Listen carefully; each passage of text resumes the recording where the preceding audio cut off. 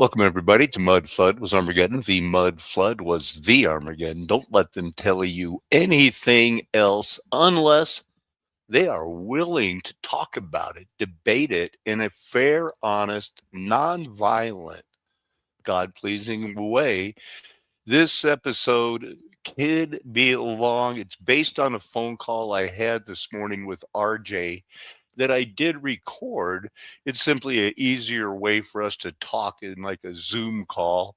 But I might want to ask his permission to play it because it's everything is groundbreaking. Everything is historic. What what about coincidence? Coincidence a lot of times, but there are coincidences in the Bible. So we're going to look at some of those. And what if our God is a God of coincidence? And at the end, some of the crazy things in our life, that's the way it was supposed to be.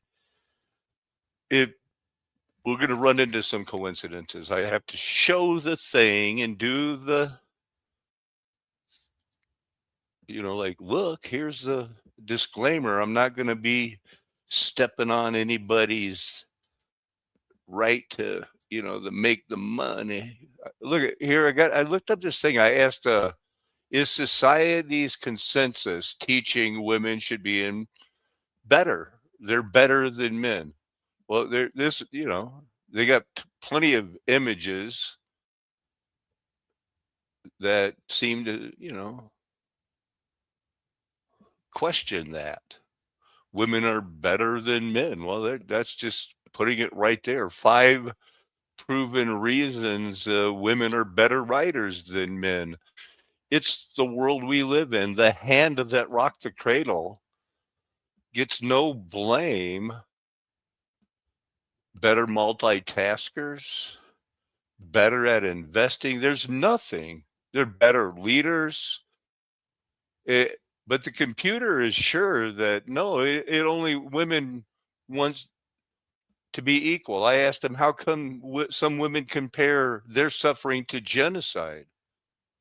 Women may compare their suffering to genocide because in their lived experience, it encompasses systematic targeting. Well, who doesn't feel that, especially if you're a Christian? Long-term psychological and social destruction. That's what they believe has happened to them, and they compare it.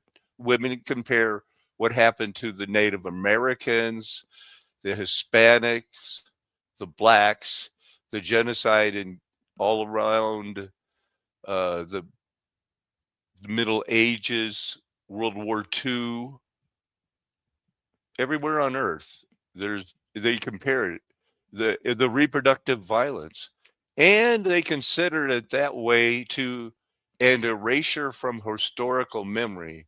While not equivalent in scale to state or regime level genocides, this perspective reflects a deeply gendered understanding of collective and structural violence. So recognizing this is very crucial because there needs to be trauma informed justice because women been wronged, like the people that get genocided and what happened to the blacks and they couldn't vote.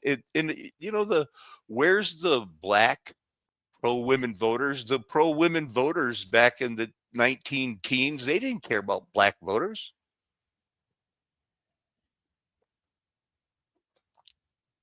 A lot of their feminism is a one-way street. Historical acknowledgement in every way, shape, or form, and a gender-sensitive policy formulation. Who thinks we're not living through that?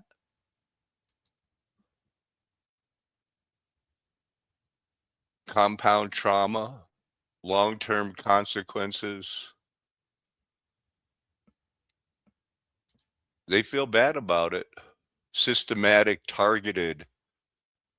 They talk about the Rwandan genocide. 500,000 women were raped in the presence of it's horrific. Bangladesh, widespread sexual assaults. That's why they think that's the genocide. And then they killed the men and the women because they got whipped into a frenzy. Nobody wakes up today and says, I want to go have a genocide. There's this school I looked at today, costs almost $70,000 a year. It's a high school, but some people get, generous financial grants. But this is where all the famous people go to high school. A 14-year-old girl jumped out the window there the other day. Here's another investment accounts for kids joining Dell. This what's made me want to look up that Ray Dalio. This guy, he's slipping under the radar as someone you got to keep an eye on. Hey, look, there's a picture of Bill Clinton reportedly brought Jeffrey Epstein and Ghislaine Maxwell as his guest to the Moroccan king's 2002 wedding. I was here to read this story about Ray Dalio, and I thought this video would be a story about Ray Dalio, but it was a story about, like the Lord, by coincidence, wanted me to look into Ray Dalio, the billionaire who backed Trump's investment accounts for kids. This is from today. So I thought, well, wow, he's making the news, and I wanted to look him up. I wanted to look up the caravans of Tima. And now, because I just worried, I want to make sure I'm sharing, because there's been times, okay, nobody's saying I'm not sharing, where I have been sharing, thought I was sharing, but oh no, contraire. Where was I? I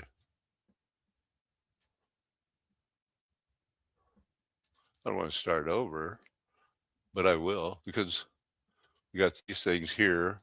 Chapin School, Ray Dalio, way high. If you're going to get way high, and I'm not talking about you guys out there drinking a 6-pack in under a half hour, or smoking 14 joints in one day. If you want to get way high, it means, and there was. And there was. And as I look over here, I don't even see a way or a high in these. There's a hey, but not a way. So I kept looking, found some. This guy says straddling the fence between the first and the second half of the century. It's talking about how popular Blavatsky and Theosophy is. Are your eyes are not deceiving you? That's 1.8 million views. That's a lot. The shift point. It's evident to them today, or at least 11 years ago. We're in the middle of a shift point. Oh, they're going to figure out who the Brown University is. It equated to the MIT professor. Now, that's one we need to talk about, because this guy, the MIT professor, he was writing a book about cold fusion and how they blew that up, and that really was something to it. And the same guy that blew up cold fusion is also the guy that tried to climb on his fame for blowing up cold fusion and saying there's no thermite in the Twin Towers. I think his name was Dr. Steve something. Not Steve Young. That's like the football player, but it's something like that. I think he was from that same Mormon background. That's why I get them confused. So that's an atmospheric river. That's what's happening. You're going to get flood, and they're going to get snow on it. Hey, there's your. I hope that the thumbnail worked out. It looks like it might have cut off. Why are we being judged this fourth time before the great white throne? Well, since Satan's been loosed, it's been cover up flat earth, put a globe on every desk, and white power. Make the world hate us, so they're going to be trained to kill you. Here's the Colorado Mafia.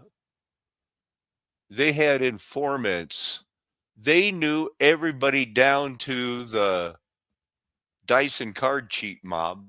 and the bookmakers and layoff betters,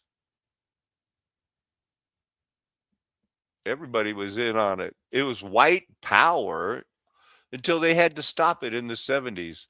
Adrenochrome, that's their thing. You're not going to get over. That's Bruce Willis. That's a carrot. That's Elijah Wood. No, not the kid from Harry Potter. Elijah Wood, the other guy that's in the Rob Reiner movies. Satanic ritual abuse. Look, there's been a 12,000 unsubstantiated cases, Wikipedia would have you know. They didn't do it. Yeah, I believe they did. That's my opinion. I can say that. It's not unsubstantiated. It's unreported. These guys do it. We all know they do it. We're going to act like we don't know they do it. Keep studying it. Never decide, wow, we're cornered. I got to get out of the city. Always in the back of your mind, you're going to make it heroically and show your wife it was worth it sticking with me, baby. These guys, I can fight the zombies. I can fight the other people looking for our food. Bring them on. Bring them on. Stand behind me, honey. You going to do it, Ma? You do that for 4 or 5 months. You still got the bullets. You still got the time. You got enough water. Honey, you didn't soak these beans long enough. We're running low on water. Well, bring on more zombies. I got to prove to you I'm ready to die. Look at here's what a way the bow and arrows. This is important to me.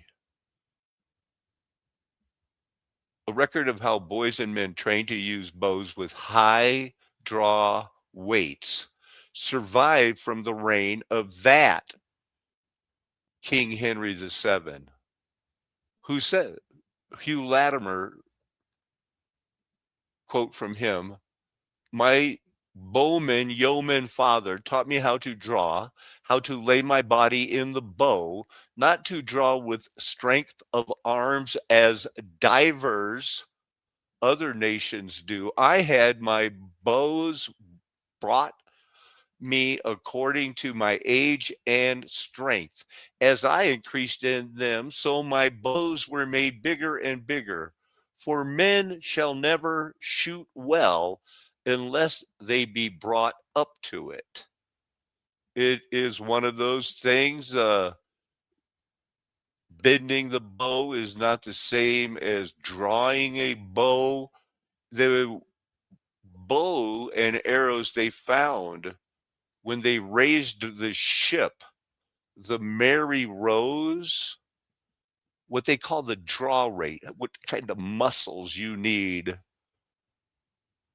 are estimated between 100 to over 185 because they don't want to tell you it goes up astronomically, like to where they were not 15-foot giants, they were 6 foot regular people who were strong enough to pull a 180-pound bow and arrows, and the boat was full of them. The Mary Rose, still some of them never been issued in their case, and maybe 2 or 3 people in the world can fire a 150 to 160-pound bow in the world today. It's that hard, and they can only do it after practicing, working their way up to it, and get maybe 3 or 4 shots a month where they said, I could shoot that arrow 300 yards like those other people. 180 pounds. Wrap your mind around it. The people living right now after Satan was loose, something's messed up with us. And yet our brains are messed up. We want to believe that the bullet that hit Charlie Kirk came in on this trajectory, deflected off a microphone or something, went up, hit the bottom of this one, ricocheted straight down, collapsing all of these vertebrae. It's a lie. If you want to go see Bruce Springsteen, You got to hurry. It's going fast at $7,700. Going fast. So we'll look at some of these things and we'll bump into them. Here's the news of today. My goodness, if we're not, this is the coincidence thing, and I'm going to get into the Bible verse of the coincidence from First Kings chapter 8. Real coincidence. So that it does happen, and this I believe is a coincidence. I think Candace Owens is a charismatic Roman Catholic being used by the machine, but she's that controlled opposition. She's been millstoned. She honestly believes it. And this guy contacted her. This was a coincidence, but the FBI and the CIA were in on it. And now that they're going to get caught, it's too obvious. It's a setup. This is a plan where your Christmas surprise is going to be everything you knew was a lie. Which you have given me all the documentation for. Okay. Maybe get into the sea. It just requires an immediate response. But that is not what Fort Huachuca in Arizona is, okay? It is a hub for intelligence training. Civilians can be turned into intelligence assets on this base. They can take courses to join the intelligence community, okay? Just giving you one example of an email that I got, quote, just FYI, Fort Huachuca is where soldiers go for their MIT courses. That is Army Military Intelligence. Once a soldier has finished basic training, they go here for their advanced training for their actual job in Army Military Intelligence, end quote. Okay, now. That's a little bit different when I went in the Army because it's like, hey, trig, you can be a surveyor. I had to do the regular basic training with everybody else, but then you go to a different school to learn how to do the survey. Then other people go to other schools to be like whatever they do. Like, here's how you fix the omelets that we ate in the morning. This gets much worse, much, much deeper. No, there's this thing you got to hear about what they're teaching at Fort Huachuca. Of 2013. They are two recently baptized Christians. Like I said, they grew up in this area, Sierra Vista, and they decided that they were going to pour their savings into starting a gym. Now, of course, because it's a gym that's located off base, they had a lot of clientele who happened to be associated with the base. And one such client was a woman that they met, a couple that they met that were on fire for the Lord, right? Turns out they learned how to do it at Fort Huachuca. They were teaching them how to infiltrate, put them on the ground. Corroborate this type of training. Two military students, both named blank and blank, I'm redacting that, passed through our gym during this same period. They shared similar stories, but seemed much more advanced in their training. On one occasion, after I asked what was so funny in the back of my class, they privately shared that they had just returned from an overnight field training mission with very little sleep. Their objective had been to deceive civilians in Tucson, about an hour north of us. They practiced at local bars and public venues on unsuspecting people, telling lies, remembering those lies, and maintaining their false personas without, quote unquote, breaking character. They laughed about their conquests while working out at our gym. Now, I got the impression that their deception sometimes extended to sexual encounters with their targets. At the time, I found this disturbing, but I did not know what to make of it. Now, 12 years later, and watching the situation unfold with Charlie Kirk and learning that some of his most trusted people may have been trained operatives who infiltrated Turning Point USA, these memories suddenly seem significant.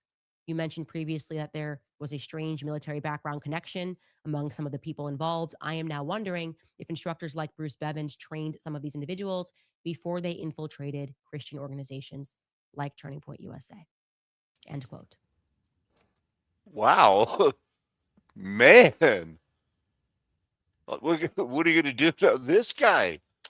They made him, it's not a gag order, is it? What did they make you sign one of those gag orders where he got, by coincidence, something happened and he couldn't talk about it until he decided to go to Fort Huachuca. And that day, He saw that guy bury Charlie Kirk's head meeting at Fort Watsuka with the other people that infiltrated because they maybe fake kill him, maybe fake the plot.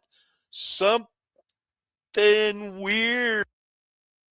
Has what I would describe as, I don't know if it's the best or the worst luck ever in life, stumbling upon the feds when they're maybe up to no good. Mitch, welcome to my podcast. It's so great to have you here. Yeah, it's wonderful to be here, Candace. How are you doing? I'm doing very well. I obviously you know the story of how I instantly got the email from one of your friends that just said you should call Mitch after I prayed and said I'm missing a piece of this. Please, God, give me a piece of the story. And the first email I see when I get back from church on a day of holy obligation is this email. And so, Mitch, my audience is up to date on. Do you hear how casually and coolly she dropped in her, I came back from church, the day of holy obligation. Yeah, that's a feast day for Roman Catholics that she was not even into until she was swept off her feet on an 18-day romance by a billionaire Roman Catholic. And she said, I'm all in Rome. And what happened to you when you were 20 years old. And I'm wondering if you can just sort of briefly recap in case I got some things wrong. Oh wow, briefly recap 35 years. Sure.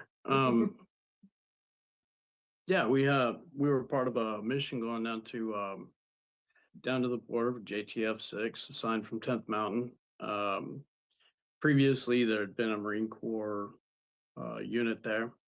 Um, Apparently they had an incident, we had to replace them. And they wanted a less kinetic unit to be involved. So we went down there in a matter of a few days, and I was the youngest guy on the team, and for the first few days, I got assigned to have to, do the hard work of putting in the sensors and follow one of the border patrol who was he was on horseback. Got to learn a little bit about picking up signs in the desert, stuff like that, while we were placing these sensors down. It don't understand when units get put together like this, especially this mission. There's a lot of contention even to this day between the Army and Border Patrol and who gets to take credit and who gets to stay, who gets to go. And back then, um, Border Patrol, I think they just wanted us out of their hair.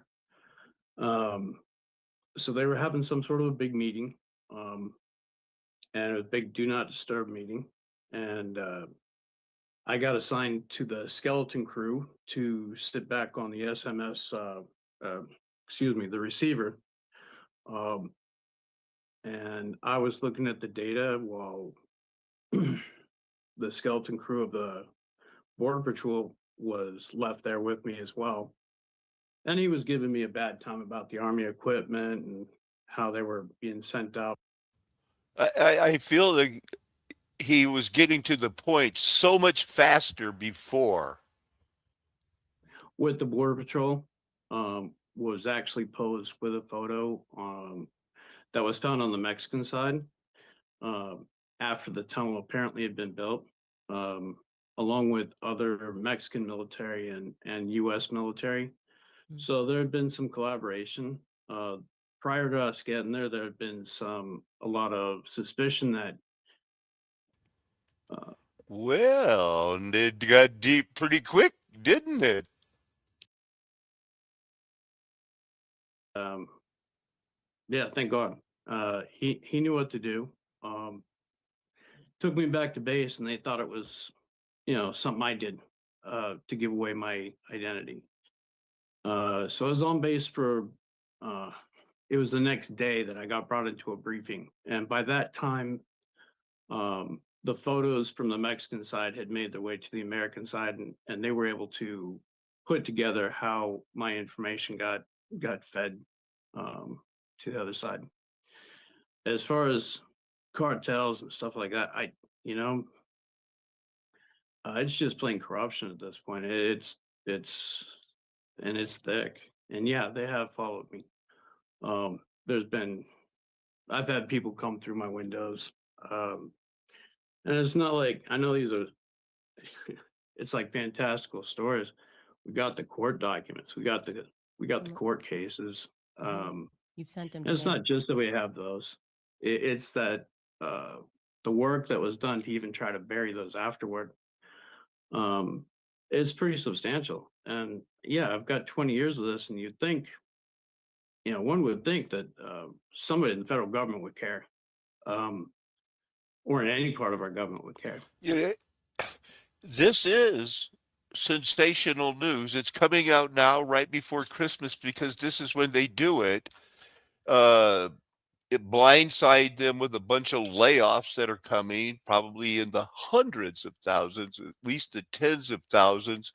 It's happening now. They're revealing it. He was put in witness protection, hassled, silenced, and on the day he gets, okay, it's been the 35 years. I can talk about it. I better go get the information from Fort Wetsuka, where the guy that's the head of Charlie Kirk Security is briefing a meeting of co-infiltrators. Am I watching this like on a? Expires, and you say to yourself, I am going to go down to that base where I was trained. I'm going to go down to Fort Huachuca, book myself Mhm. into a hotel. I'm going to go to the criminal division, the investigative division. I'm going to get that original paperwork and get some answers to why I feel that my life has been effectively ruined for me having done Mhm. what I was ordered to do by the government. So you get to the base, and I want you to address this because there were so many people who were like, there's no way you could have gotten onto the base. Obviously, you sent me your military cards, and I think we can show a picture of that. You get onto the base, and I want you to walk us through what time, and I did show a timeline, but about, you don't have to be perfect here. We already showed the timeline, but like you get to the base and just kind of what's your general mood. And this is on That guy was a spy. September 8th, the evening of September 8th at the Candlewood Inn and Suites, which you have given me all the documentation for. Okay. Mm. Yeah, and getting into Tucson, there was a little bit of a issue getting the rental car and stuff, so that took a little while, a little bit of a delay, but we made reservations ahead of time for me to be there. And yeah, I get down to the base. For those that think that people can't get on base, no, typically you can as long as you have your ID, your insurance, and you have a purpose for being. I almost had the impression so much so that I was going to go up and ask him what group he was with and say hi and thank him for his service. I didn't really get that chance. So as I'm checking in and then I go to my room and then come back out, he was joined and joined by a female that you can definitely tell when how do you put it, when people are well off and they're dressing down. Um, she was definitely dressing down, and it was very well kept. Uh, the one thing I noticed about the woman that really stuck out to me was her eyes, and uh, I have an ex that has caused me a lot of problems. So when I see someone with striking blue eyes like that, they stick out. And I was on the phone. Of water that this is when you accidentally take a video and it's 18 minutes long while this guy's giving you directions, which you've sent everything over. So there's no question. So it accidentally took a video 18 minutes long and it's all working out.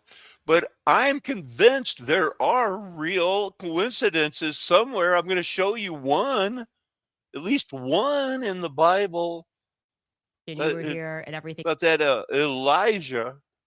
happened because you tried to document this thinking you were going to get some justice from the past. And I will let you continue telling the story. Yeah, I was there to get help. Um, and I was really figuring some people would have have some answers for me. I couldn't find CID, but as I'm wandering around, I finally decided, I need to get some coffee and wake up, maybe have a little breakfast. I really feel like, is there any way they could perfectly stretch this out? Because Candace Owens does this, what, an hour a day, and it is big news. And this guy, it's like, can you just tell us what happened? It's going on way too long. Obviously, they were trying to talk to him, and uh, they were sort of palling around, but it was also sort of serious. And some of the military lieutenant colonel.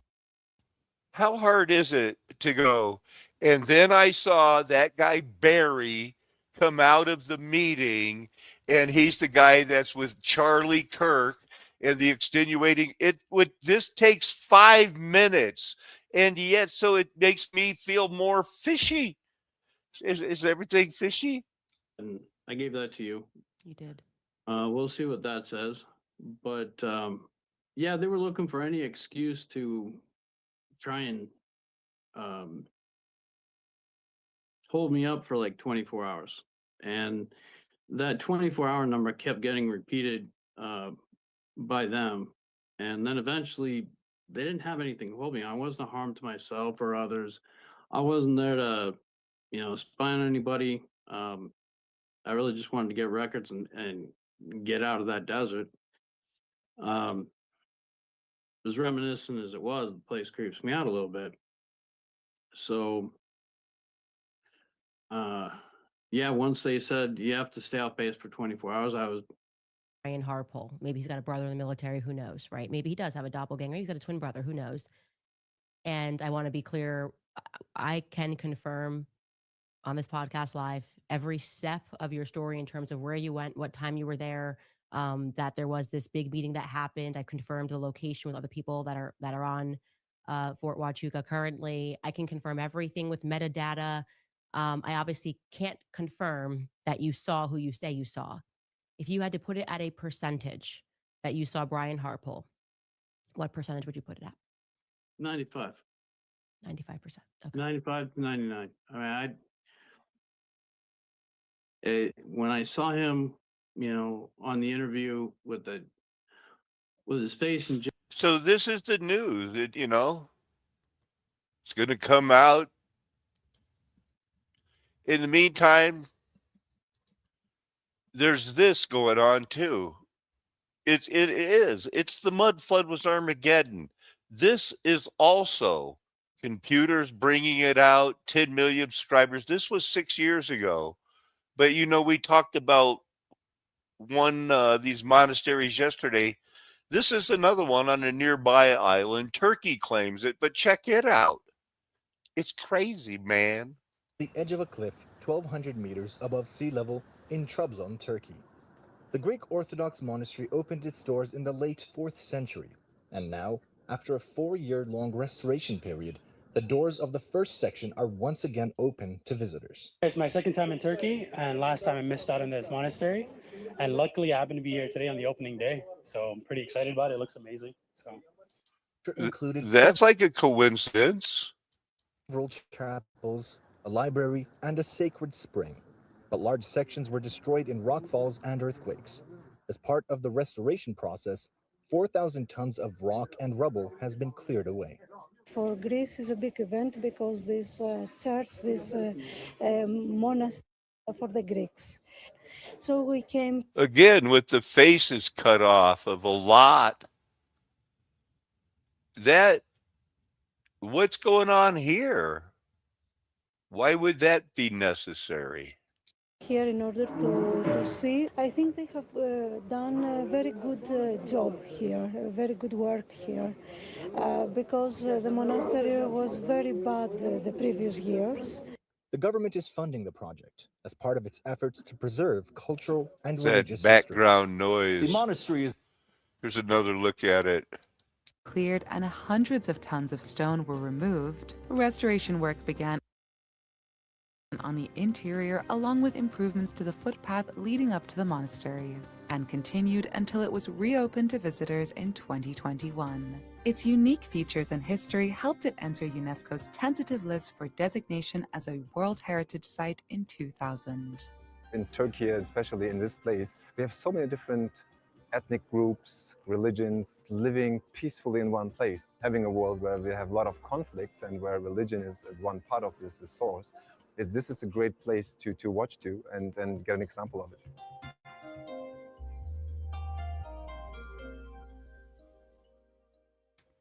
Of course, it's dedicated to the Cultures, Virgin each Mary. religions, and leads to a better understanding of both religions and cultures, basically. After the conquest in 1461, Mehmet II issued an edict that the monastery should stay intact and continue its activities. But that is not all there is to it. It boasts 10 chapels, a holy spring, a bell tower, a library, a kitchen, and of course, the monks' dwellings. We have the feeling that it's quite well organized, right? So, I mean, the roads are perfectly designed and it's accessible for everyone. It's documented. I am as well a Christian. Legend says that the Greek Orthodox monastery was built between the 4th and 5th century during Theodosius's reign. Its present shape is owing to the Ottoman Empire's major repairs and additions during the 18th and 19th centuries. Being in a Muslim country, in a place for non-Muslims, for Christians and Orthodox, the biggest impression we have is that it's preserved so well. So, and this leads to a really good understanding of each cultures, each religions, and leads to a better understanding of both religions and cultures, basically. After the conquest in 1461, Mehmet II issued an edict that the monastery should stay intact and continue its activities. But So here, a short part about the same place. Was sharing the screen? Yes. To legend, the king, who fell off his horse in the forest, was found by a woman while he was lying unconscious and was taken to the monastery and treated. That woman is Mary, the mother of Jesus Christ. After this incident, Alexios III, whose admiration for the monastery increased, initiated various construction and aid activities. The king watched the solar eclipse in the courtyard of the monastery in 1361. Solar eclipse is a harbinger of big changes, good or bad omens that will come true. He must have been aware of this because he got along well with the Turkish lords and married his 2 sisters and 4 daughters to the Turkmen lords. So why was such a monastery built on such an inaccessible and difficult hillside? Why not in the center of the city, but among the mountains that human beings were once unaware of? In fact, the answer to this question lies in the basis of Christianity. Churches in city centers could not serve the spread of Christianity in villages. This task fell to the monks who devoted themselves to their faith and were detached from worldly life by going into religious seclusion in places far from the center. Monks built small churches in wild lands wherever they. Did anybody see a small church where they're saying these monks did that? They found it was Virgin Mary? No. Absolutely. This has to be considered. If there's still 6, 7, 8 guys in this room, women, please, there's 5. This is the most important part. This is where all that Virgin Mary really came into existence. And you get to see it. And you'll be.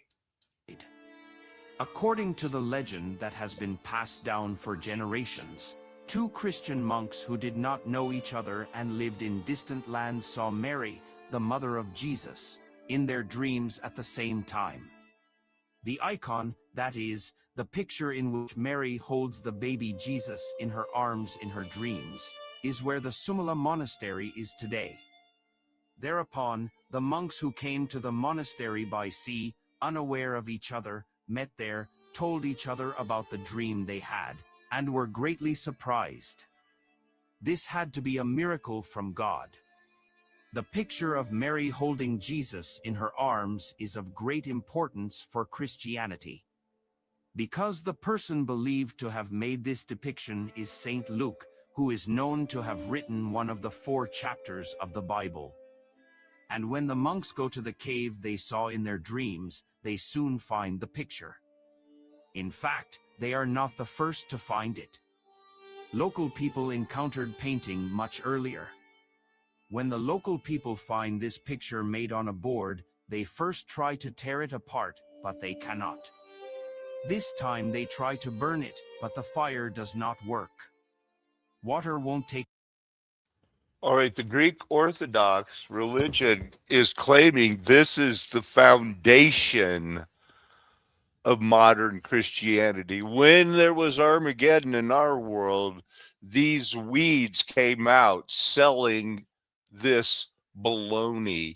And somehow the Masonic Rosicrucians, rest of their gang, wrote it down. And then they shoved it in our face, rubbed it in our nose. Away this picture. They also give up and leave. Again, Virgin Mary appears in the monks' dreams and says, "Build me a church here." Thereupon, the monks set out to build the Sumala monastery. Everything started very interesting. It is not easy, nor is it meaningful. Of people, carrying them on their backs, first filled the holes so that a church could be built above. While construction continues, Barnabas, one of the 2 monks, slips and injures his finger. But at that moment something unexpected happens. Water dripping from above healed the injured finger.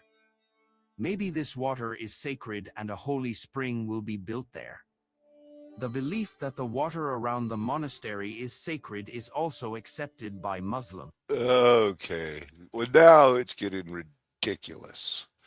The takeaway is there are caves and systems already built out there that have their own spring, and I'm suggesting the people that are encompassed about and saved by fire will have been living in those places, hiding from the bad guys until they're rescued in relative comfort, because they're being protected by real men who built a place the first time in history. Men, let's beat our swords into plowshares and be alive to give children water without fluoride and to give the old people a helping hand and some food so they could be blessed when Jesus returns for the great white throne of judgment. Here's another little ditty that I'm going to show you a real coincidence. Here's another sacred place. Their most sacred site was that very hill in present-day Arkansas. Many societies have myths about a great flood, but given the Cadouins' geographical reality and the sacred hill, this story might contain an encoded historical event. Custis, one of the leaders of the expedition, was a naturalist, which helped disguise the mission as purely scientific, so as not to piss off the Spanish. Well, they got suspicious anyway, and sent 1,000 soldiers to stop them and turn them around. They were tipped off by 2 members of Jefferson's own cabinet, James Wilkinson and Aaron Burr. Yeah, the same guy who... Yeah, those guys from 1803, sending 1,000 Mexican army guys on horses and full armor, gonna go whatever you're up to. This guy, isn't he on the TV? He's one of those funny guys on the TV. Who killed Lin-Manuel Miranda in a duel. It gets worse. Aaron Burr may have been plotting to set up his own country. A story for another day, but did this guy ever stop being a douche? Custis still managed to make valuable botanical discoveries. You diehard FSH fans would love to know that he found outcroppings of Jimson weed, a potent hallucinogenic. To learn about some soldiers who got hilariously high on this plant, watch the video here. He also described the bois d'arc tree, which local natives used to make excellent bows for hunting. This tree creates shoots at its base that become thickly interwoven, and white settlers would use this to create living fences for livestock before barbed wire. Another find, the great mullein plant, known in some... All right. So it was the Osage orange thing. The Cherokee, everybody used that same tree to make the proper bow and arrows. We're going to get into bow and arrows big time. This is for history. And she became a pillar of salt. She became my wife. She became his wife. Uh, the earth became where gnats were. The Spirit of the Lord came upon Japheth. Something had come upon them. It did come upon them. This is that way high word. Looking at it, let there be light. So there's a lot of ways to look at it. I was looking at it in a lot of different ways. I'll spare you that, but I know it came to pass telling the woman of the day. Here's that coincidence I was going to tell you about. Let's look at the Berean standard. Gehazi, a man who ended his life with leprosy, but otherwise had a pretty good record of hanging out with some very powerful people, got a little greedy at the end.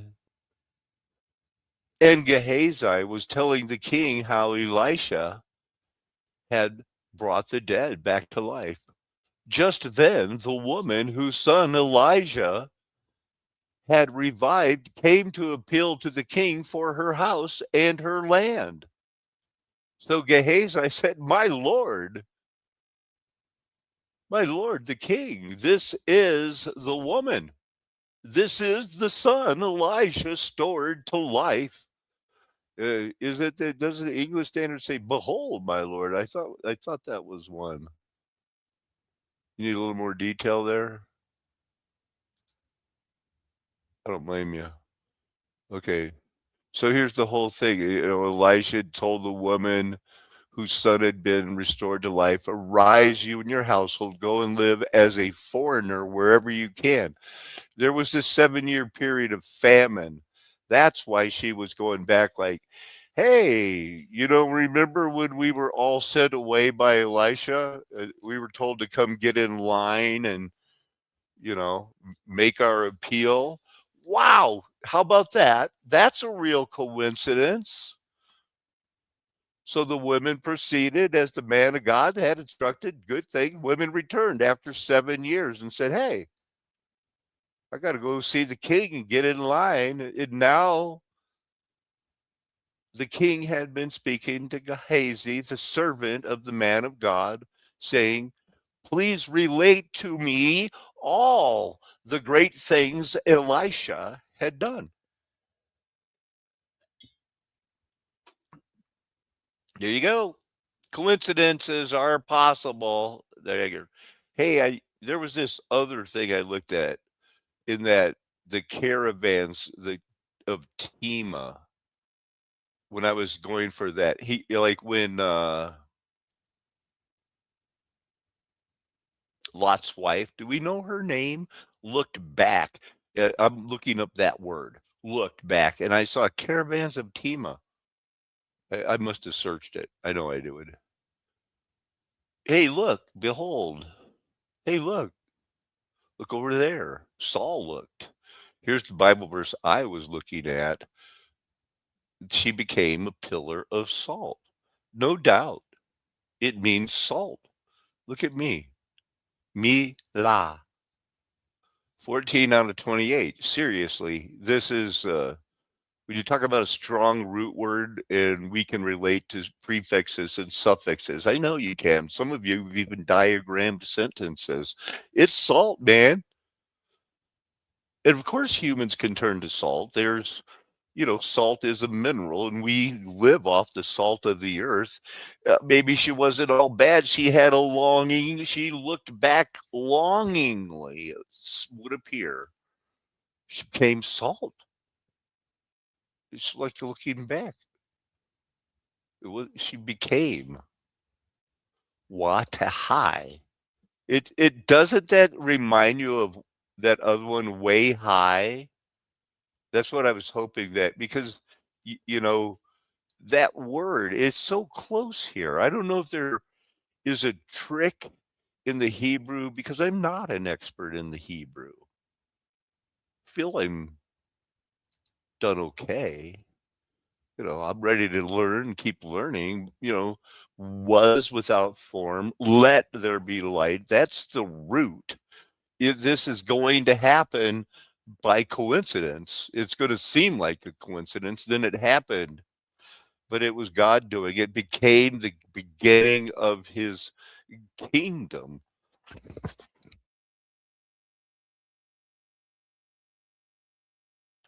Genesis 10:10. Is that the Nimrod thing?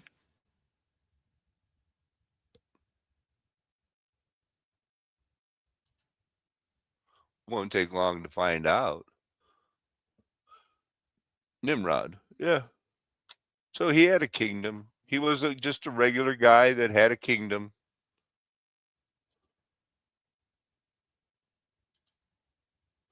And it was that time when it was becoming. But the word, it just struck me because we were just looking at a lot of these type of she became but looked and I see they are,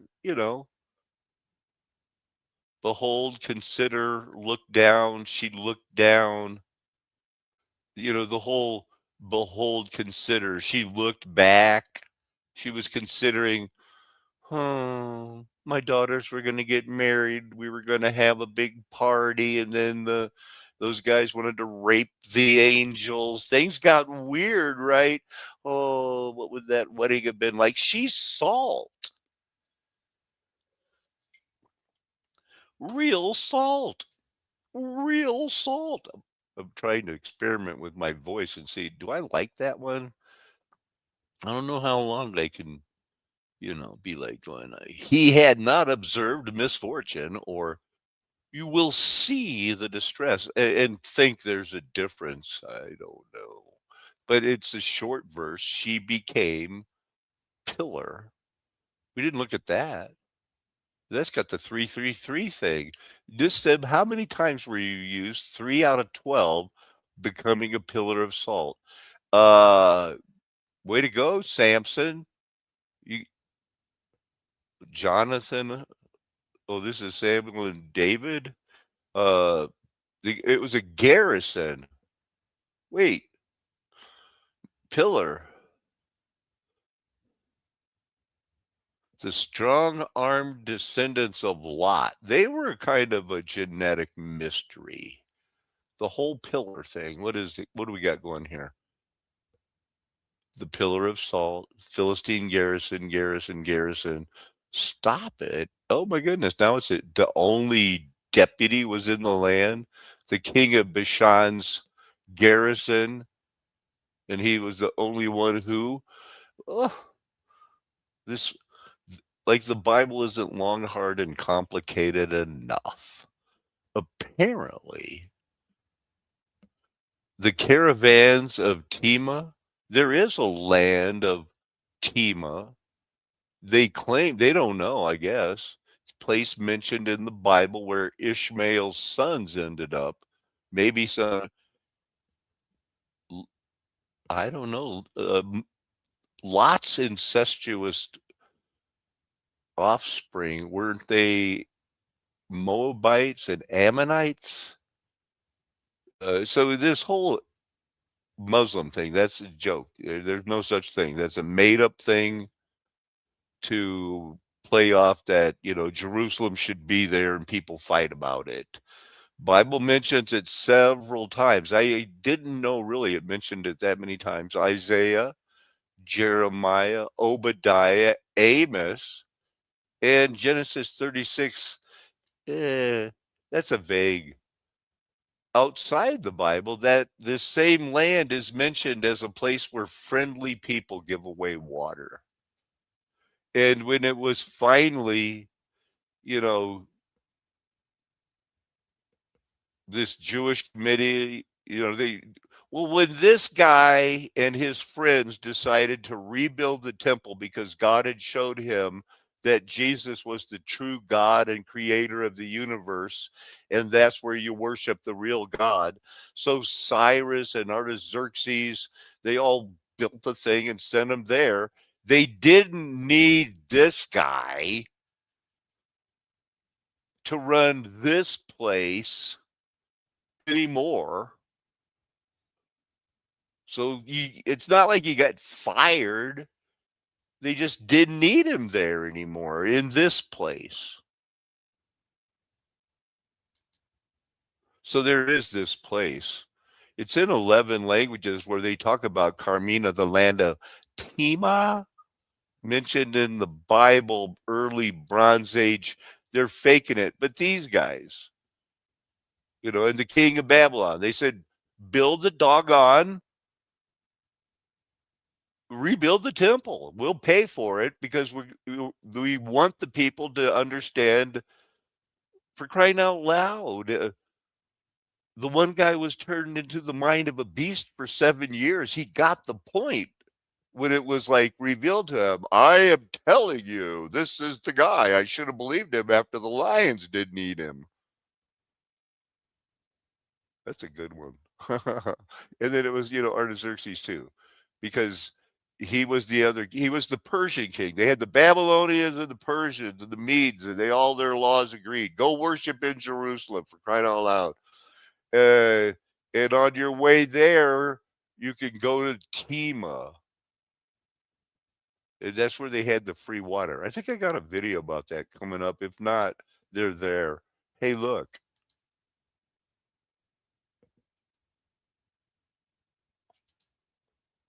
Do you see all those spooky skulls? What's with that? I don't know what's going on in these places where they worship Mary.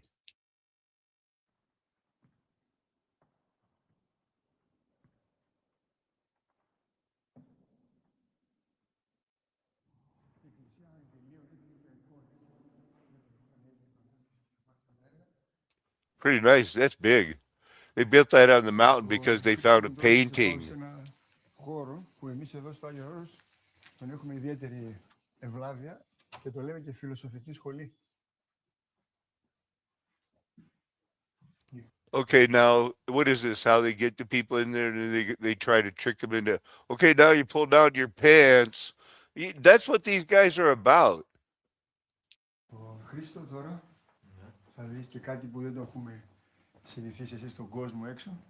Εδώ στο Άγιον Όρος, όταν ο μοναχός κοιμάται, δεν λέμε πεθαίνει, κοιμάται γιατί περιμένουμε να ξανααναστηθεί, τον τοποθετούν αφού γίνει η εκταφή του εδώ μέσα στο κημητηριακό ναό, όπως είναι δίπλα, γίνεται η ακολουθία και η εκταφή του και τον βάζουμε εδώ στις θήκες.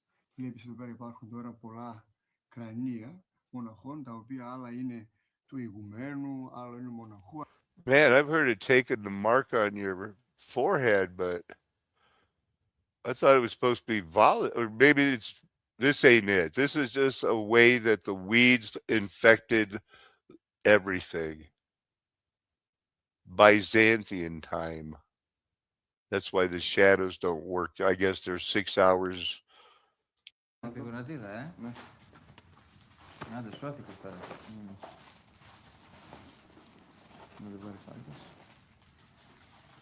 I really wanted to see the skulls because we have to get into this. Is this that plant that they make the bow and arrows out of? It is. I don't like that being there. It's a multiple fruit, but that's not really the big deal about it. The history is that when Lewis and Clark and the other 4 missions that were sent out by Thomas Jefferson, the known child raper of his own, his own children. He'd rape them because he thought they were slaves and they were white. They were, well, 1/32 black. To me, that's white.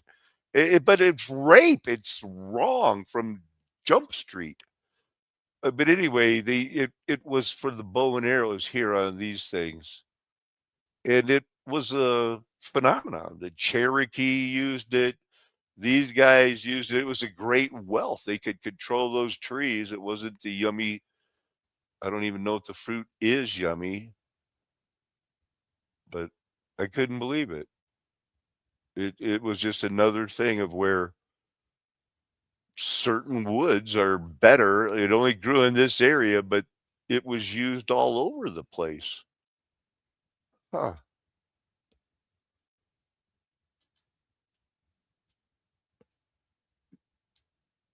Refresh my memory with this. Partis securta vitrum. Literally, that which is born follows the womb. Okay, this was the legal way that you could say these guys on the left would be saying, look, you're a slave, you had a baby, anything that comes out of your womb, we can rape. She was raised like that. She had been not caught for like 20 years. She had a daughter, and when they showed up to say, no, she's a slave, we're taking her, she killed her daughter. That's the legend, because she wasn't about to let her daughter go through what she had gone through. That is a legal thing of that word. Here is an example of where the breed slaver parts with his own first flesh to a trader down south in the heart of, can't read it. Thus, trader and breeder secure without fail the lasting attachment of him with a not, it looks like tail, but I can't be sure, who owns the small soul of that thing called a man. Make America great again. If you try, you're going to have to explain this to a lot of people, that's why this was not the way they did it in other countries. You can't rape your own children because they were born of slave. Let's see here. But other similar legal doctrines of inheritable, you're a slave for life, also derived from the civil law operated in all of the white countries that own colonies in other countries, but they were established by the British, Spanish, Portuguese, French, Dutch, Japanese, China, white people who had no problem. If you were darker, you're going down, doobie, do down, down. But the Spanish didn't rape their own children. They did enslave and colonize everyone, but they had a different mahistes, or another name for it. Starts with an M. There's no good guys, though. Okay, we got that. Here's another weird word. Personal property. What is it? Should it be hard, movable? Huh. Okay, personal property is property that is movable. Property, really? Come on. Property is a system of rights. That's not movable. Personal property is movable. Huh. Common law systems, personal property may also be people that are born in slavery or their personality. In civil law systems, personal property is often called personal property because it moves, or it's movables because it moves. It's property, the system, but you can move it like a like a person. That means a slave, somebody born slave. They'll never be anything but a slave. You can move them, but then they had to go like, what about state line? What about like Free State, Slave State? That's when it got tricky. Un momento.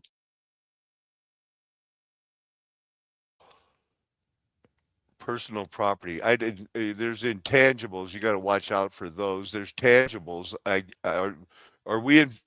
Which one do we want? Intangibles or tangibles, or do we have to watch out for them? Tangibles, furniture, clothing, orange juice. That you get an option on it. It's tangible, man. Intangible security services or intangible assets like would be a security vague. They could be more vague, but they don't know how. Mortgage, common law, vague, tangible, security interest. However, a hypothec is a device to secure real rights because it's hypothetical. Jurisdictions that are de jure or de facto. It depends on them whether you would want personal vis-a-vis private movable property like in a social relationship. These guys, Freemasons that started the argument, who's going to believe all this? I best move on to another complicated doctrine of the worthier title. I'm not going to hang out here. I just wanted you to know this whole common law thing, they have clauses and, well, you had it, but then there's this doctrine of the worthier title, the legal doctrine that preferred taking title to real estate by descent over taking title by movable property or by purchase device. It essentially provides that a remainder cannot be created in the grantor's heirs, at least not by those words, because those are not magic words. So whenever they want to argue about it under the feudalism system, they would take their friends to court. They wouldn't do they were weeds. Simply wanted you to know that out there is something that will affect your inter vivos gifts less than free simple interest. And it's called the doctrine of the worthier title. They want to try to throw you in Bible, Caleb, Dinah, Adam's heir apparents. They don't know what they're talking about. It's a way to screw you over with words. Hey, they got a word purchase. Here's another one of their common law that they could use in common law to say, yeah, but you didn't know about this one. You didn't know about the rule in the Wild case from 1599, did you? Well, sorry, we can't work that out because Watson versus Maurice in 1604 the warranty deed from way back in the day. Oh, well, I have a warrant of possession. You're rid of habeas corpus. You can fart in their general direction. You bury them? Is a register of fief ownership. It includes the rights and benefits that the fief holder has over his serfs and peasants. It's the cornerstone of their 1535. Here's the weeds are separating from the tares. This isn't a real property laws. This is only one page because it starts out with one that goes with A. Abolition of the federal. They said enough of that BS. We got new way of looking at things. So it went from all that time to 2001. Ask RJ. We're not going to get pushed off that. September 11th, 2001. You could go find another date. Bring it to me and let's see what we got. All we know is that in the mid 70s, they rebuilt this bridge. So they say it was an orphan bridge. I guess if you fix an orphan bridge, it's yours. If there is an abandoned bridge somewhere and you fix it, according to these guys from yesterday, knowing I'd be interested in it this morning. Oh, no, it's from November 1. 2023. Orphan bridges. Last month, hundreds of commuters found themselves routed around the Central Avenue Bridge as it completed the first phase of its new higher voltage power line. This was an orphan bridge, according to 34B of this administrative code. Something brought it back full circle. Orphan bridges are subject to repairs and improvements by the utility companies, which frequently need to access power lines. Now, at least, the Central Avenue Bridge is still holding up and serving its intended purpose. Who paid for it? The bridge sees a ton of traffic every day. 90 years old or 900 years old? Anyway, orphan trains. I thought, because I always say orphan train brain, this guy did it. He was the guy that founded St. Louis, one of those rags to riches guys, merchant, fur trader, would have been there when the Lewis and Clark went through. Ended up being a big deal, even, born in New Orleans, still under French's control. That's why it's the St. Louis, and there's so many other towns, like Albuquerque. The Louisiana Purchase, where I live, it used to be Mexico. It was never part of the Louisiana Purchase. But supposedly he did it, went to the Star Fort West Point back in the day, ended up in here, a river baron. It's how the French controlled the river. And then they sold it in 1803, but these powerful people stayed behind. He was a negotiator for long times. So that looks like a pretty nice house. It's that easy. That's what they say. Oh, and I some close-ups of that again. These are people that survived. And then they were taken over by the wheats and the tares grew up together. They turned it into some sort of Mary worshiping. So here is that Mary Rose. Get a load. Now is the time, and I have been sharing, where the unbelievable strength, they found bows and arrows on these ships that maybe 2 or 3 people in the world can do a couple of times a month, but it messes them up. So during that 1,000-year reign, people were in shape, man. There was something different. The Mary Rose. I don't know. I don't know, Rocky, but check this out. This ship went down. Wait till you see some of the cannons. What type of people did this? This weak looking, Henry the Eighth, ain't. That is a star fort. This is, they even look small compared to what, but they had armadas. Armadas. That's pretty big in a pretty big building. So they found it. It went down and they found, wood, rope. It was preserved in the mud, the rigging. It's a big deal because it was a fairly surprise. It was a recent thing. People had been looking for it, and then all of a sudden there it was. Okay, really? In the 1400s,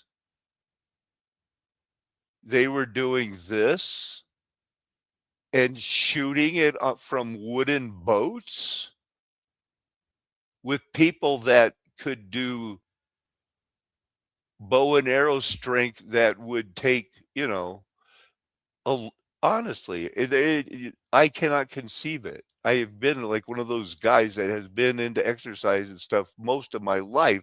I could never dream of like like moving these around of saying we could do this. This is wrought iron.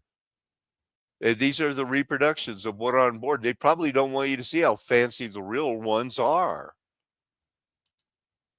But they found these things. And it was, here's the vice admiral. Remember this guy? The vice admiral, the contemporary miniature. This was found on him. Huh. Perished with him. Contemporary miniature. Oh, the guy that painted his picture is that guy that sent the hidden messages with his paintings. That Hans Holbein. He was so good, he could. This is his most famous one. If you take this skull and stand at a certain angle, it's loading.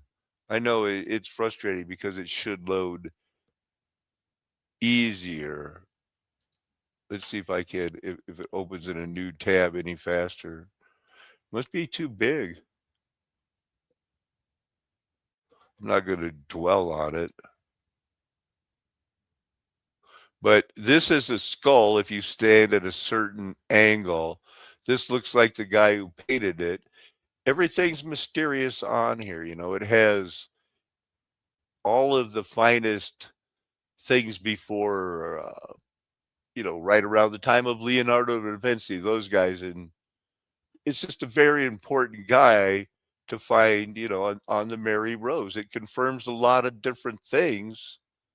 But these ships that could carry those type of spiral fluted barrels had brick ovens on them. They had a lot of them. Crews that were ready to go, and they lived in star forts when they went on shore. They found these things. Maybe even these ships they found. But we can't do their bow and arrows. The Worshipful Company of Barbers, again, it was a painting by that guy. Because they were the ones in charge. They were going to say, this is how white people are going to rule the world. And at the end, who cares? We're going to build up this country called the United States of America and throw them under the bus. But it took a lot of work, but they preserved it. And they're building, but plain bowls, fancy cannons. The story of my life. We'll get back to that. This guy was a real bad man, and he was on a famous TV show that was funny, that showed Coach. But oh my goodness, it's like he may as well have murdered his wife. Compare, according to Crazy Days and Crazy Nights, short video, we'll sample it.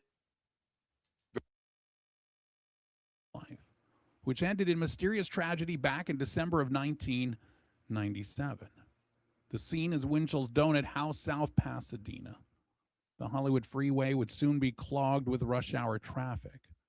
But at 5 a.m., the streets sat still in poignant anticipation for the coming day.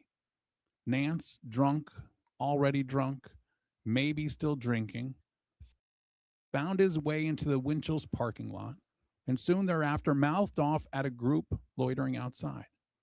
Surly in nature and eager for a reaction, Jack Nance proceeded to pitch the day after the fight, sporting a black eye.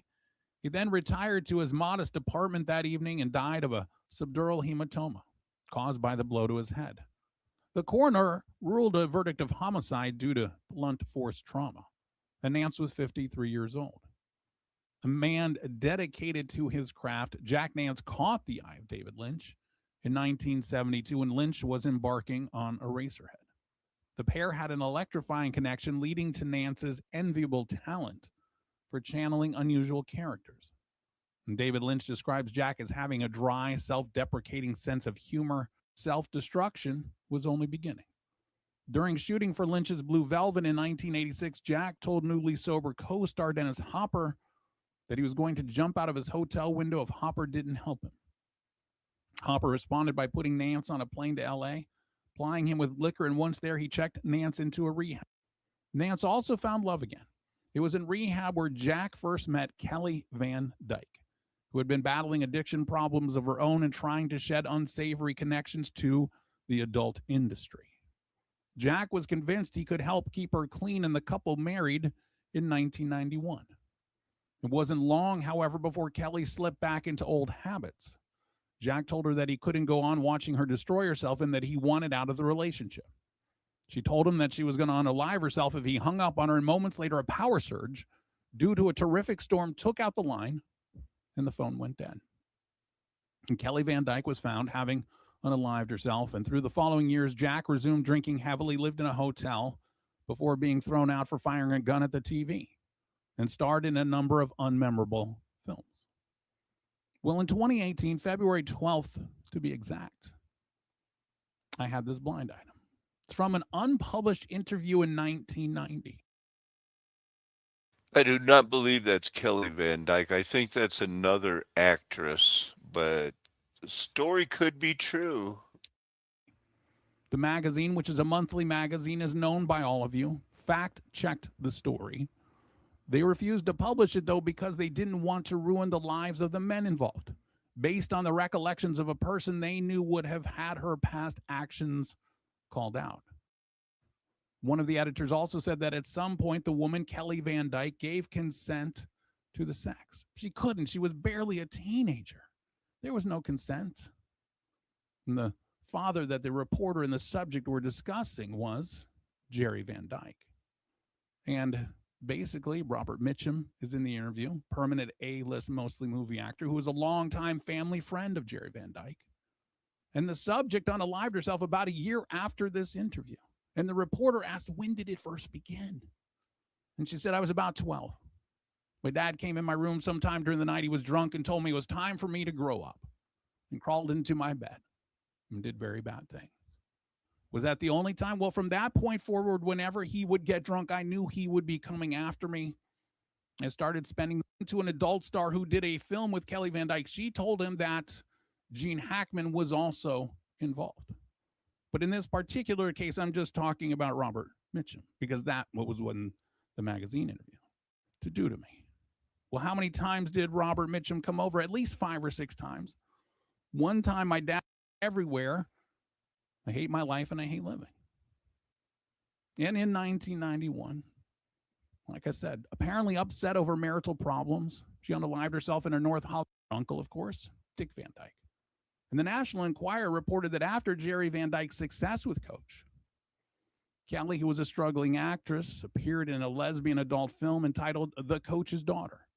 Billing herself as Nancy Kelly, she went public when she did the film to embarrass 33. Now, Jerry Van Dyke said this was a death directly related to alcohol and drug abuse. I did everything I could to help her. She had extensive therapy, was in various substance abuse programs, but she always reverted back to her self-destructive pattern. Now there's nothing I could do. Well, Kelly's body was found by her close friend, Lisa Loring. You know the name? She played Wednesday Addams on The Addams Family in the mid-1960s. In her interview with the Enquirer just before her death, Kelly said, I was desperate to get my father's attention, and when I didn't get it, I went wild. I was an alcoholic. I began having sex when I was 11. I even went to a wild Hollywood party, was drinking heavily. I came on to a major movie star, and we ended up having sex. When my father found out about my alcohol and sex problems, he forced me to live with my grandmother. But Lisa Loring said, hey, she started doing adult films to get back at her father. To release her adult films exploiting Jerry's name, he said, I know my daughter. To the time of the Emperor Nero's reign, and this is much earlier than expected. I've invited dig director Mike into the lab. I wanted to make sure that you heard that. Like, they're talking about the Emperor Nero. So whether this is specifically a ladies' area, if we're finding the jewellery, the hairpins, the weaving tablets, a rather lovely find. As the archaeologists delve deeper, they're beginning to reveal astonishing details of the form and fabric of the bathhouse itself. The quality of the masonry, the preservation of the blocks and the bricks is absolutely superb. I mean, nowhere else, not even within Silchester, will you get preservation of this quality. And as the dig reaches its third week, the team hit the water table with astonishing results. Water begins to flow through the drains just as it would have done 2,000 years ago. With the foundations in such great condition, the team now hopes that they'll be able to answer the real question at the heart of their mission. When was the bathhouse built? Frustratingly, this key fact has eluded them so far. But on the last day, the archaeologists finally find the evidence they need. It looks like we found what we were hoping for from this excavation, and that is a Nero stamped tile. When we use these tracings from existing tiles that we have, the circle fits exactly with the inner and the outer circles. So it's exactly the right dimensions to be a Nero tile. The stamp dates the tile securely to the time of the Emperor Nero's reign, and this is much earlier than expected. I've invited dig director Mike into the lab to discuss the significance of this surprise. Mike, you've re-excavated this bathhouse, but what you've done is found this really important bit of dating evidence that you've actually got a Nero tile associated with the bathhouse for the first time. Yes, that's right. And this is the only place in Britain where we have these tiles. So with Nero's name, what date does that give us? Well, it must be sometime after 54. Nero Yeah. became emperor in 54. The initial invasion began in 43. So sometime, within the first 20 years, they're building. This is all slow, sustained effort to get you to trust that the mud flood was Armageddon. Trust the Bible. Earth-shattering. This guy was doing that cold fusion, and he got murdered. Then that guy did the Browns University murder also, but they're revealing everything now because it's a coincidence, it's convenient. What it was that he had discovered or was about to reveal. And if it was going to be a discovery about free energy, well, that's not new news. The question is, what had he discovered? What was he about to announce? And when you think of the fact that he was responsible for MIT fusion and plasma division, that opens up the possibilities to not just free energy, but what's plasma? What is the energy that he's studying? It has to do with the sun, it has to do with the moon, it has to do with so many things that he could have been just about to reveal. And thus, there's a good motive for us. Who thinks that this guy is going to mention flat Earth and a dome? Then you must have already seen it, because I was shocked. Silencing him. I've spoken to sources here on the show, members of the military, members of the U.S. military, whistleblowers, and others who've worked on the secret space program. My viewers know them well. We have a big interview that's coming out this week on that topic specifically. They've seen this plasma technology in action, at least specifically within the secret space program, within the confidential halls of the military, in a military capacity or otherwise.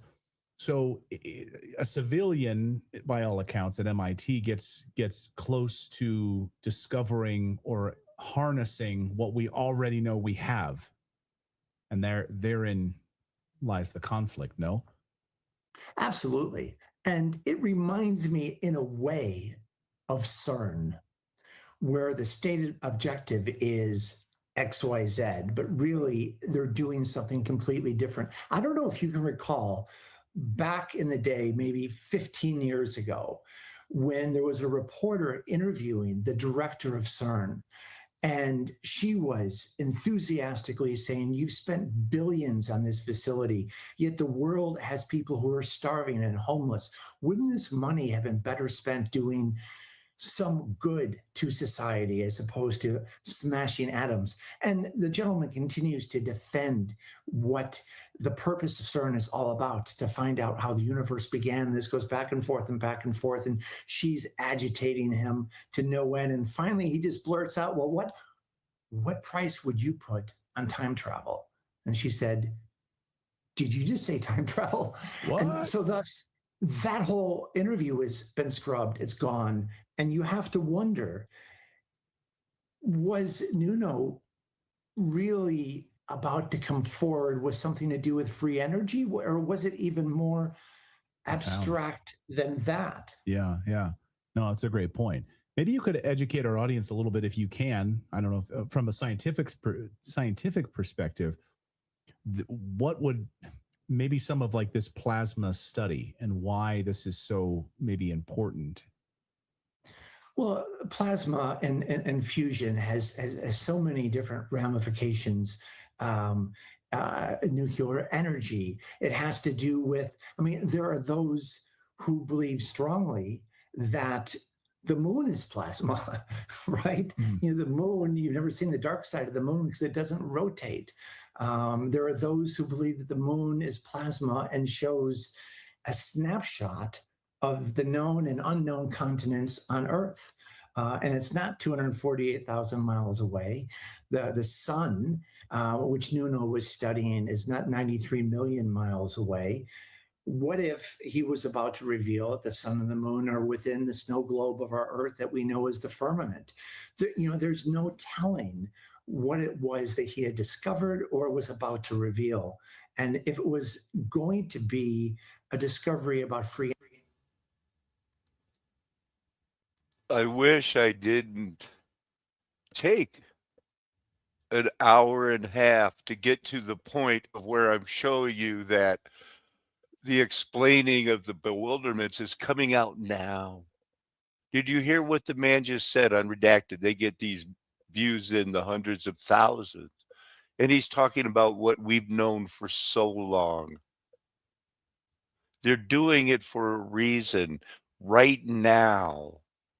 As I interrupt, the last third of the show, pray with me. Heavenly Father, we understand that this is our time to rely on you. Heavenly Father, give us no delusions of grandeur, but let each one of us, men and women, start with presenting our bodies as temples, living sacrifices.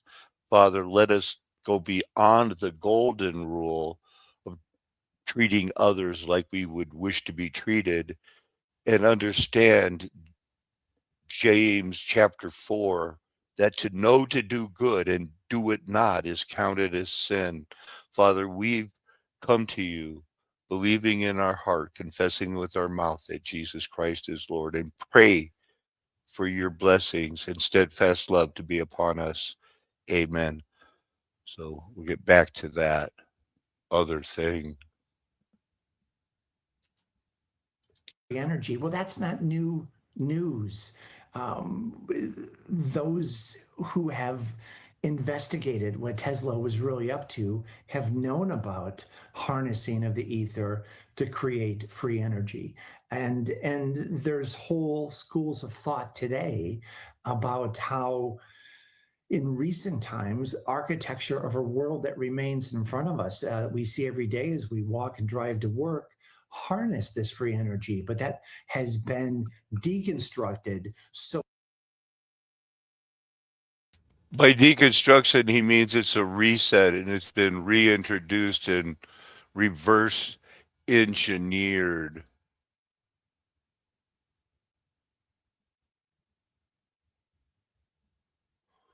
I believe I'm going to have to start a new tab. Hit that because I want to see if it comes right up in my algorithm. Somebody got squished like a grape. Moments, if you will. But was it too fast moving? Talk to us about weighing again that provides information to the public. with an armed and dangerous individual and vehicle use that involved multiple license plates, and your decision not to sort of real time inform the public? Yeah, so we knew yesterday, last night, who this guy was and that he had rented a car in Boston. So the question becomes, is he going to return the car to Boston? We got information he might return it to Connecticut. He didn't return it at all. This is that guy, that MIT guy. He's the guy that murdered him. It took him 5 days to find the guy, but while we've been on the air, it looks like they're announcing they found the murderer of the guy who was going to expose cold fusion and the domed earth. But when we thought he might be returning it to the information, to the locations, we wanted to try to take him without him knowing we were coming. As soon as his name gets out there, he's... The problem, the doggone problem is that unlike these other guys, he like Luigi Mangione and Charlie Kirk, he doesn't go to McDonald's, sit down with all of the incriminating evidence and order food and wait for the cops to be like, oh, they found me. Oh no. Somehow this guy hid because they needed it until right now. Not because this was a smarter guy. This is the guy in plasma, flat earth. Something's going on. This is not going to be for them what they'd like to call a Merry Christmas.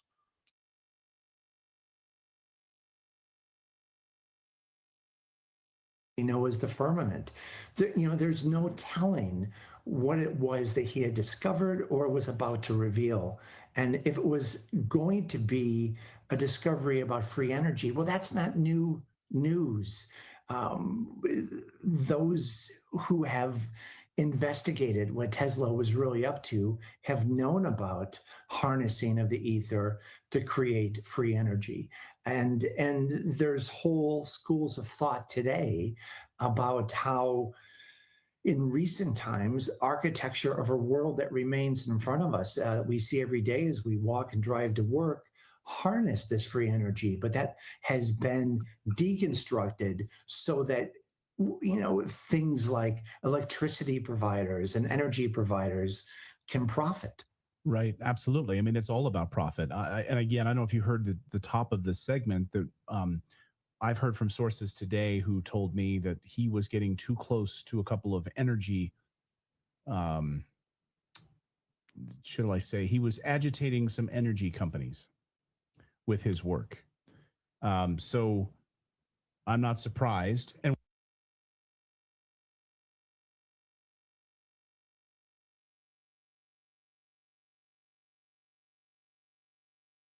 he is going to be even more in the wind. And so the question becomes, if you think you might know where he is, right? Eventually you find the storage unit, right? So you're following that up. But initially you think he might return the car to Boston on Atlantic Avenue, I believe, or in Connecticut, perhaps to board a flight somewhere. You're weighing, can I take this guy because we know where he's going to be, and not alert him that we're coming. And so I would say this afternoon, we were going back and forth on that. But as the FBI and the ATF and our other partners, Providence Police, State Police. So are they patting themselves on the back? Did they got him? It was this guy?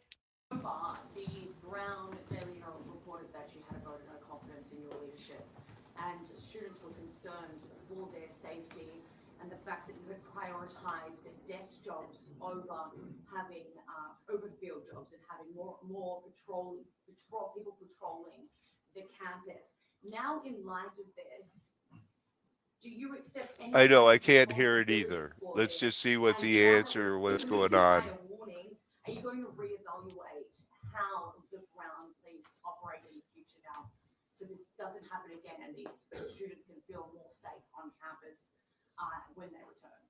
Great. So as I stated earlier, I'm profoundly proud of the men and women of public safety and profoundly proud of our police department We will continue with the heroic work that they've done and continue to work side by side with our partners.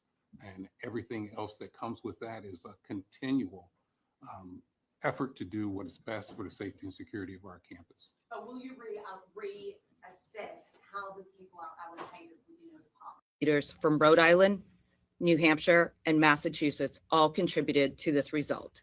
I also want to thank Attorney General Pam Bondi for her support in coordinating the federal response. Can you tell us anything about his motive and the two sets of victims and how they might be? Again, with you can't understand them. But so the free energy aspect is it's dead, it's gone. They got the murderer. I'm sure it's some politics and stuff. Here's the English longbow. 6 foot 6 inches long with 105-pound forced draw. We'll have to look at this. This guy knows a little bit about it. Were they as powerful as the bows 100 years before at Agincourt? Were they more or less? We'll never know. One thing that kind of gets me. So it's close on 60 years I've been shooting the longbow, right? And I'll tell you this, I've never cared a jot what poundage you are, you know, in your bow. But I have shot 100-pound bows. I think I managed to draw one 120-pound draw weight, and I didn't like it.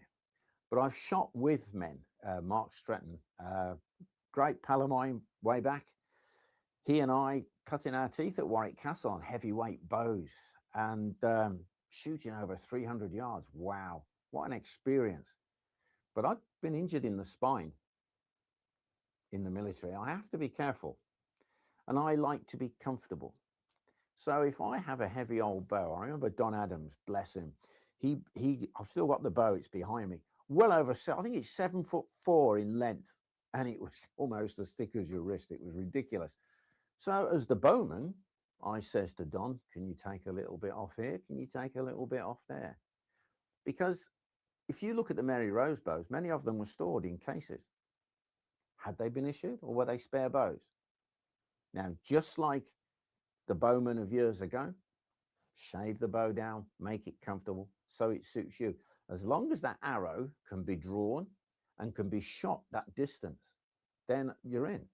I am sure at Agincourt they didn't go, have you got any arrows that are spined 3/8 or, you know, whatever? Yeah. They were just given arrows to shoot. It's ammunition. And as for shaving the bows down, my rifle, when I was in one unit in Northern Ireland, I was uncomfortable with my rifle. I think he is trying to make excuses for why their bows had 180-pound draw. Why they, you know, not getting into their super big cannons. People, I wanted to mention it when they were showing what they were uncovering in that one with the Nero tiles, and it was flowing down it. They were going to show that it was part of a hypocaust, where the men of that time in the Golden Age, where they could draw those bows that we could only dream about today, everybody was practically, if you want to vote, you're going to go to the hypocaust, you're going to sweat, you're going to prove your strength, or you don't care about your body as a temple. Isn't that what it, why else was it so important that during the Golden Age, what do we find? They all were sweating, stretching, and eating organic. Now, I know grown men don't need massages by 13 and 16-year-old girls like the Epstein, but you can massage yourself. You can sweat, stretch, get your body firing on all cylinders, because, brothers in Christ, you're going to need it soon. Here's another guy talking about art. He believes his art getting him banned from the YouTube. I want to look at it. I want you to see crap, it. and then they end up producing nothing because no one wants to buy it except the corrupt people that have ruined the art game. So again, art has been ruined and targeted so much. You think about the music nowadays, it's nothing compared to old world music. It is absolute filth. Taylor Swift, everybody in almost every direction that's popular and making a bunch of money has some element of satanic drivel, filth, anti-human crap associated with it. That again, personally, when I hear stuff that's popular nowadays music, it makes me nauseous, makes me sick, makes me want to throw up, makes me immediately have to turn it off or leave the room. It's like a weapon, and that's what I see it as. And the music that I listen to and play around the house is amazing. My daughter, since I've been playing the ukulele and guitar all the time and playing interesting music, my daughter has a musical comprehension that's unlike anything. There's zero Western influence in it. It is a magical, and she could sing for 9 hours straight and probably never repeat a melody. It's absolutely fantastic. And that's the way this culture was. Look at all these artworks, every single thing. And don't delude yourself into thinking that because these things are gray and sepia colored, that they weren't once colored magnificently. I'm willing to believe they were not only colored with amazing paints that were probably very pure with them. You can't do something this beautiful and shockingly amazing with ill intentions. It just doesn't, it will come off terribly. This stuff is perfect. It's mathematically perfect. It shows an absolute, and that is the main power that we have as humans. I believe, I don't follow any religions. Again, I am an artist, and that is my religion, creativity. And I think that is the life source of this universe. It makes me feel healthy. It powers my immune system. Every single day of my life, I've been creative. Every single one from like maybe age 7 on, because I love. You see how people, he thinks his religion is the creativity. He's not going to go down that 440 route. I'm praying that he has a born again experience and Christ opens his eyes. In the meantime, what do you think he's salt? He kind of, I don't know, but we got to figure it out. So many different ways. Look at this. This all, again, these mandalas. Mandalas have a magical purpose when they're creating or when they're being looked at. All of these do. These buildings, look at the color, look at the perfection of this. Look at imagine the team of artists that created do that, the team of artists that prepared the artwork to do that, and the ones that executed it, and how long it would take. These things, the architecture is their art. They went from doing things on canvas and paper. Say spectacular, genuinely spectacular. The fact now that you walk in and you get a story and you get a really good, a well told story, really sets you up for actually going in and. And at this of antiquity rate, we are transported back 475 years to July the 19th, 1545. 309, when I, Henry VIII, that name became King of England. Come closer, everyone. Come here. That's it. Come beside me. I'm not as scary as I look. Come closer. I have much to tell. I was near 18 when I came to the throne. Yes, that's me up there. Hard to believe, isn't it? My wars at sea seen no great battles. In fact, our recapture of the line a year ago was fought on land and not at sea. But now my spies inform me that more than 200 French ships are close to England. Their fearsome war galleys harassing my ships and raiding our coast. Against this, I have but 80 vessels anchored here at Portsmouth Haven. Captains, to your ships.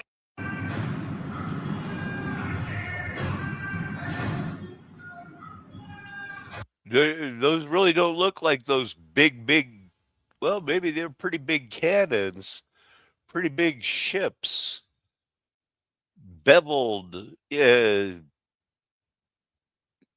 Take a tour. It looks like this.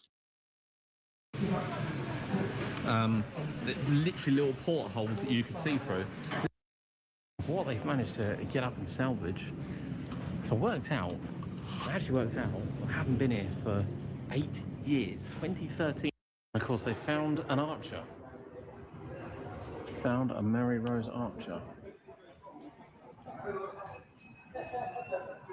And this is it. This isn't a replica. This isn't a bit of plastic.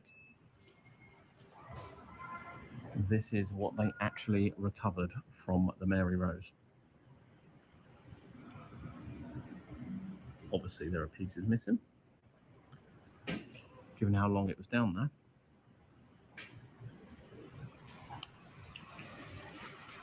So they're saying these are the guys that could pull a 160-pound draw strength bow all day long, not a couple times a month when they huff and puff. Well, you know how they do. Pull it, did shoot it 300 yards ago. I did it. Now my arm's sore. I got to take 5. These guys did it all day. Now, this is the impression of what they would look like. So again, as we walk down here, we've got the Mary Rose on the left. You've got, this is how it happened. You know, this is like, well, this is what we'd have done. This is how we would have gone about it.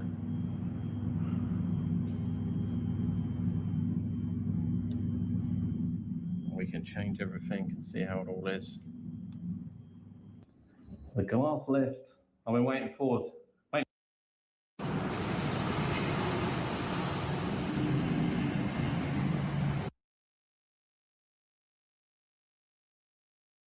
It was brand new.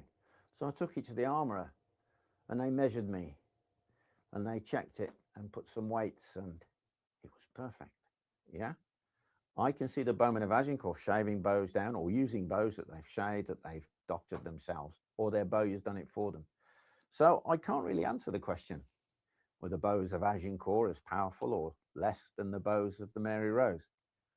In truth, I don't think we'll ever know. But hey, it's a great subject, isn't it? So, any comments, any opinions, bring them Here's on. my algorithm. More of the live. Of course, they're going to shove Mary Rose down my throat from now on. It's not looking good, man. The Brian Harpole twisting, squeezing. What is going on? It's a setup. The artist. Let's close. Let's see what we have here. It's the longbow is big. The Portsmouth, this city where they found it, it's a mud flutter. It has to be. Of course, this is where the king watched it from. There's another ship that has the mini cannons, and it didn't sink. That's Heaven's Light, our guy. I don't know. But I know they got the star forts. It's the real place.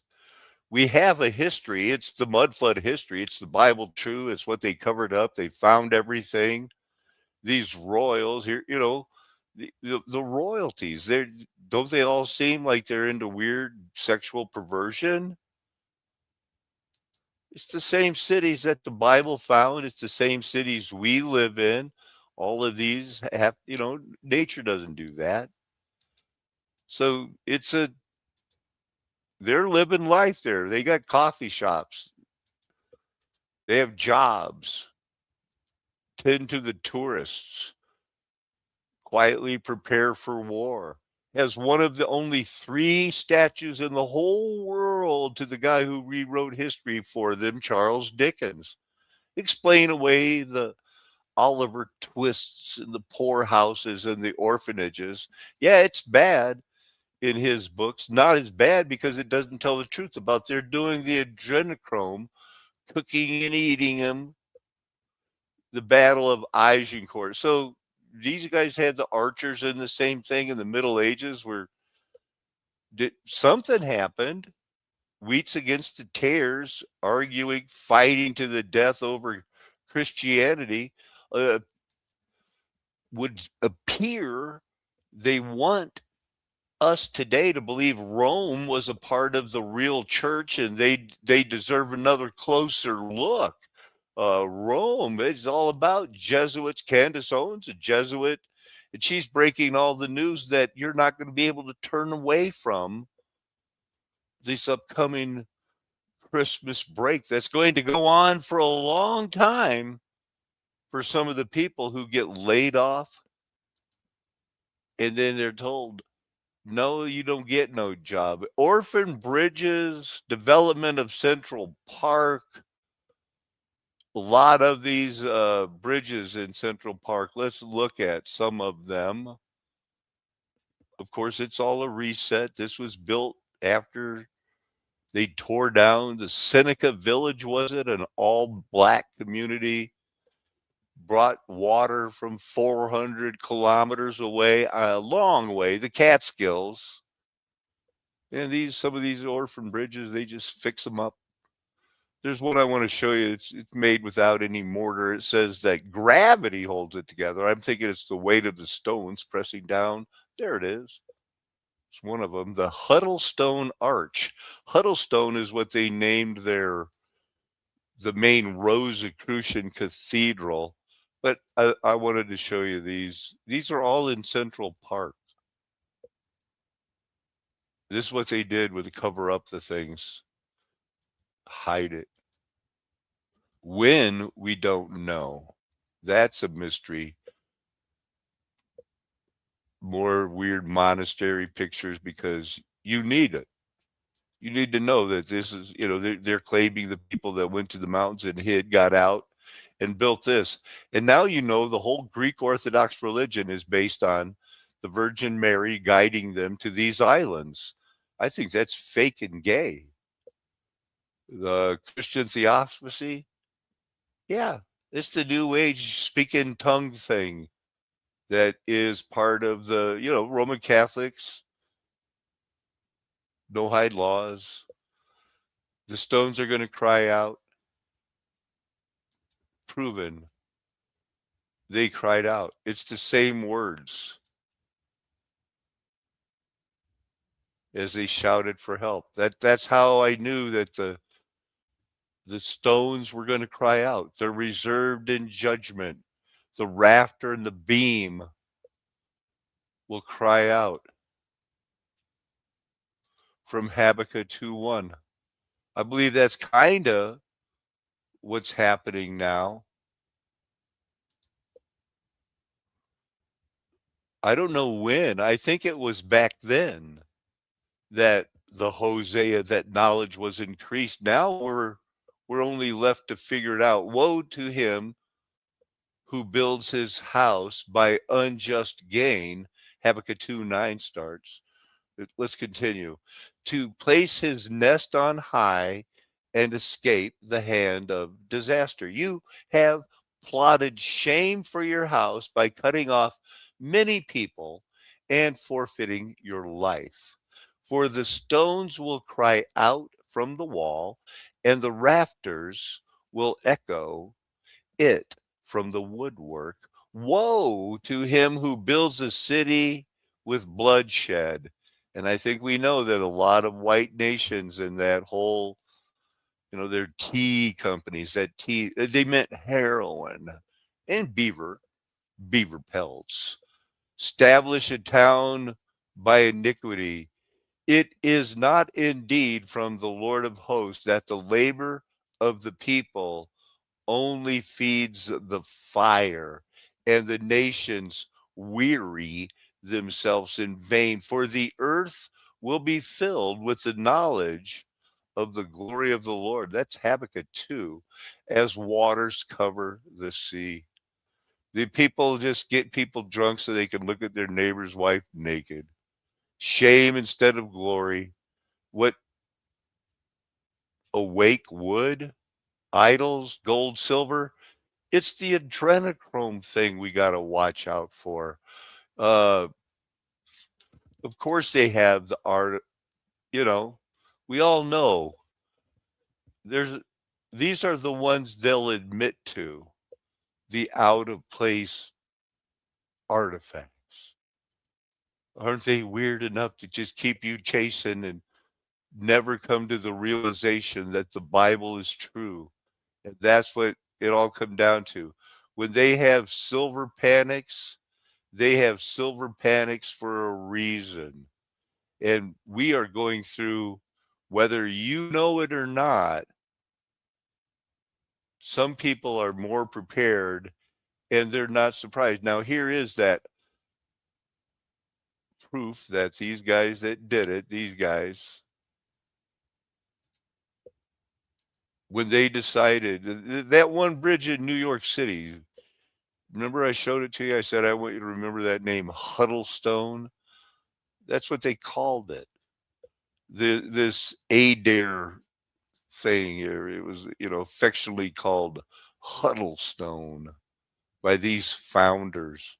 The monastic, non-monastic, celibacy, neither encouraged nor discouraged, that's their open situation.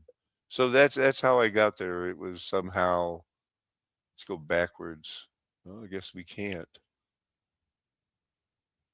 But Oop Arts, out of the way, plasma, we covered it all. The Stones crying out. We'll wait and see because they're not done with this Christmas surprise, this storm. I'm not saying it's the end. They're going to have an election. There's going to be something. One thing we can all agree on, I hope. Flat Earth Nation, Golden Age past, Mud Flood was Armageddon. Somehow our grandparents or parents are in on this. They're the ones that sent you to those schools, like everybody else around I would almost said around the world, because we've all had those globes on our desks. We've all been millstoned, and our parents weren't lobotomized. They weren't institutionalized. They helped raise these orphan trained brain, whatever we are, that can't even pull a regular 40-pound bow. I'll guarantee you, I can do 3 pull-ups, kind of full pull-ups, but I can't pull a 60-pound bow. That's hard. It's going to work. We're not going to be turned to salt. There will be people rescued by fire. To guarantee you're one of those people, you die in faith. You stay faithful to the end. You don't go kill people to show off for your wife. You protect your wife. You stay alive to feed the poor, the weak, and the people who will need it the most. That's my message. Amen. Hallelujah. Aho. Aloha. Arrivederci. Ciao. Sayonara. Auf Wiedersehen. Nakame. Adios, amigos. That's how I like to say goodbye from the border of Colorado and New Mexico.